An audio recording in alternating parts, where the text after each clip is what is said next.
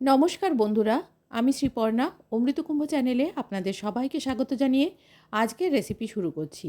আজকে চিকেনের এমন একটা রেসিপি এনেছি যেটায় চিকেনের থেকেও চিকেনের গ্রেভিটা সবাই চেয়ে চেয়ে খাবে। রেসিপির জন্য নিয়েছি টক দই। চামচ দিয়ে প্রথমে টক দইটাকে একটু ফেটিয়ে নিচ্ছি। দিয়ে দিচ্ছি এর মধ্যে মাংসের টুকরো। আমি এখানে 1 কাপ টক দই নিয়েছি আর 500 গ্রাম মাংস নিয়েছি।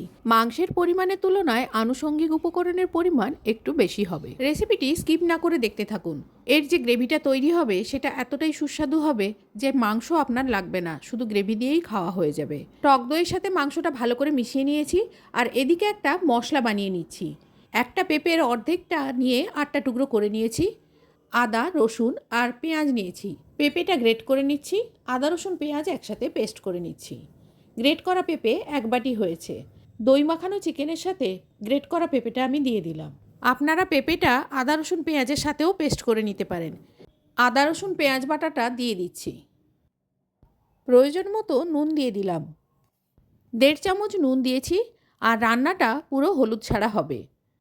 এবারে সব কিছু একসাথে ভালো করে মিশিয়ে নিয়ে ঢাকা দিয়ে এটা ফ্রিজের মধ্যে 1.5 ঘন্টা মতো রেখে দেব। জায়ফল, জয়িত্রী, স্টার অ্যানিস, ছোটো এলাচ, লবঙ্গ, গোলমরিচ আর দারচিনি নিলাম। আর নিচ্ছি গোটা জিরে, গোটা ধনে আর গোটা মৌরি। মিডিয়াম টু লো ফ্লেমে গ্যাসে একটা কড়াই বসিয়ে কড়াটাকে খুব ভালো করে গরম করে নিয়ে দিয়ে দিচ্ছি এর মধ্যে প্রথমে দারচিনির টুকরোগুলো। মশলাগুলোর মধ্যে দারচিনি সব থেকে বেশি সময় লাগে গরম হতে, তাই এটা আগে দিয়ে অল্প সময় নেড়ে নিচ্ছি। এরপরে এক এক করে দিয়ে দিচ্ছি জায়ফল। জায়ফলটাকে একটু ফাটিয়ে দিয়েছি। এবারে এটাকেও একই সাথে নাড়াচাড়া করে নেব। তারপর একে একে দিলাম ছোটো এলাচ, একটু নাড়াচাড়া করে দিয়ে দিচ্ছি শুকনো লঙ্কা কয়েকটা, গোলমরিচ, লবঙ্গ আর স্টার অ্যানিসটা এবারে দিয়ে দিচ্ছি। একটু নাড়াচাড়া করে ধনে, জিরে, মৌরিটা দিয়ে দিলাম।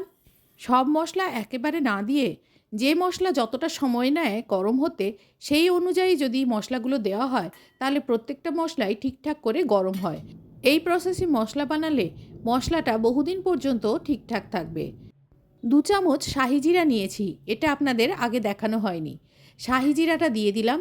এটাও নাড়াচাড়া করে দিয়ে দিচ্ছি এবারে জয়িত্রীটা। পুরো মশলাটা ড্রাই রোস্ট করতে করতে গোটা রান্নাঘর ভরে গেছে সুগন্ধে। যদি আপনারা এইভাবে মশলা বানান তাহলে আপনারাও বুঝতে পারবেন কতটা সুন্দর এই গন্ধ। এগুলো ড্রাই রোস্ট করে নেওয়ার পর ঠান্ডা হতে দেব, তারপর গুঁড়ো করে নেব আর সেখান থেকেই মশলাটা ব্যবহার করব। গ্যাসে মিডিয়াম ফ্লেমে একটা কড়াই বসিয়ে দিয়ে দিচ্ছি এর মধ্যে সাদা তেল। তেলটা গরম হয়ে গেলে দিয়ে দিচ্ছি বাটার। দারচিনি, লবঙ্গ, ছোটো এলাচ আর গোলমরিচ একটু ফাটিয়ে নিয়ে তেলের মধ্যে দিয়ে দিলাম। 2টো তেজপাতা দিলাম আর দিচ্ছি 2টো শুকনো লঙ্কা। সব কিছু তেলের মধ্যে নাড়াচাড়া করে একটু ভেজে নেব। দিয়ে দিচ্ছি 1 চামচ গোটা জিরে। জিরেটা ভেজে নিয়ে দিয়ে দিচ্ছি কুচনো পেঁয়াজ।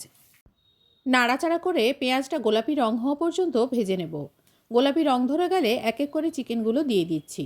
গ্রেভিটা দেব না, গ্রেভি থেকে শুধুমাত্র চিকেনগুলো উঠিয়ে এর মধ্যে দিয়ে দিচ্ছি।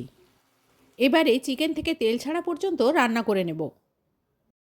এই মুহূর্তে দেখতে পাচ্ছেন তেলটা একেবারে ছেড়ে গেছে, চিকেনগুলো ভাজা হয়ে গেছে। এবারে আমি যে বাকি গ্রেভিটা ছিল সেই গ্রেভিটা এর মধ্যে দিয়ে দিচ্ছি। পুরো মশলাটা দিয়ে আবারও একটু কষিয়ে নেব।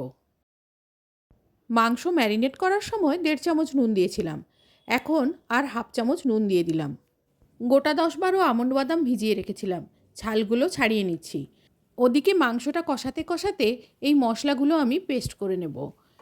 ছাল ছাড়ানো আমন্ড বাদামের সাথে 4 মগজ নিয়েছি আর পোস্ত নিয়েছি, জল দিয়ে এগুলোর পেস্ট বানিয়ে নিচ্ছি। এদিকে মাংসটা একেবারে কষানো হয়ে গেছে, এবারে ওই পেস্টটা এর মধ্যে দিয়ে দিচ্ছি। সমস্ত বাটা মশলাটা এর মধ্যে দিয়ে দেওয়ার পরে মিক্সি জারের বাটি ধোয়া জল এতে দিয়ে দিচ্ছি। যতটা গ্রেভি রাখতে চান সেই পরিমাণ জল দিতে হবে। আমি পরিমাণ মতো জল দিয়ে এবারে ভালো করে মিশিয়ে নিচ্ছি।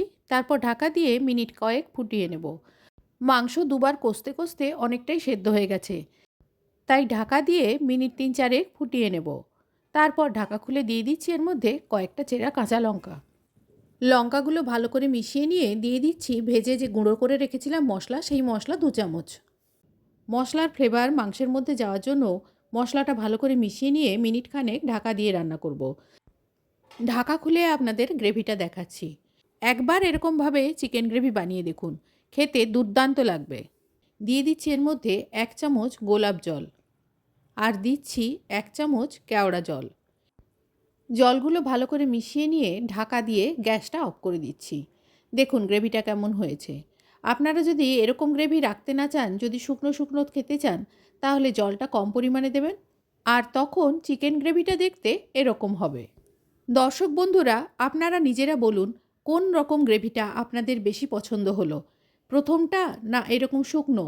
কমেন্টে অবশ্যই জানাবেন। আজ এই পর্যন্ত। সবাই ভালো থাকবেন, সুস্থ থাকবেন, আনন্দে কাটাবেন।